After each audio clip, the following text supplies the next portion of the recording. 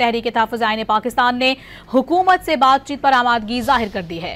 تحریک تحفظ آئین پاکستان کا اجلاس محمود خان اچکزئی کی صدارت میں ہوا۔ اجلاس میں آئینی اور جمہوری اقدار کے استحکام کے لیے بات چیت پر اتفاق ہوا۔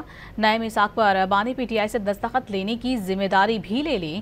اپوزیشن اتحاد کے اجلاس میں 8 فروری یوم سیاہ پر ملک گیر ہڑتال اور احتجاج کے لیے کمیٹیاں بنانے کا فیصلہ کیا گیا۔ تحریک تحفظ آئین پاکستان شفاف الیکشن اور متفقہ الیکشن کمشنر کی تقرری پر مذاکرات کے لیے تیار۔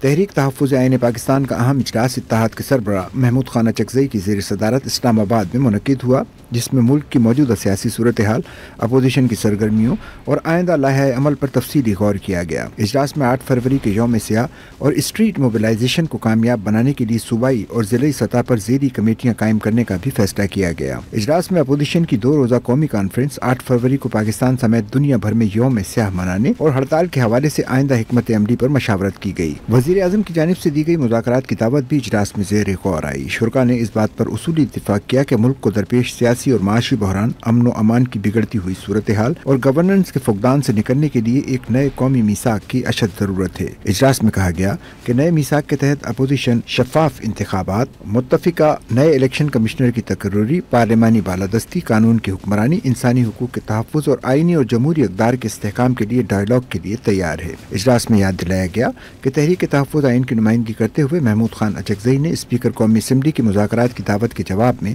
فلور آف دا ہاؤس پر کہا تھا کہ اگر تمام سیاسی جماعتیں 1973 کے آئین کی بحالی، پارلیمانی سویلین بالادستی اور اداروں کے آئینی دائرہ کار تک محدود رہنے پر متفق ہوں تو وہ بانی پی ٹی آئی سے نئے میثاق پر دستخط کرانے کی ذمہ داری لینے کو تیار ہیں۔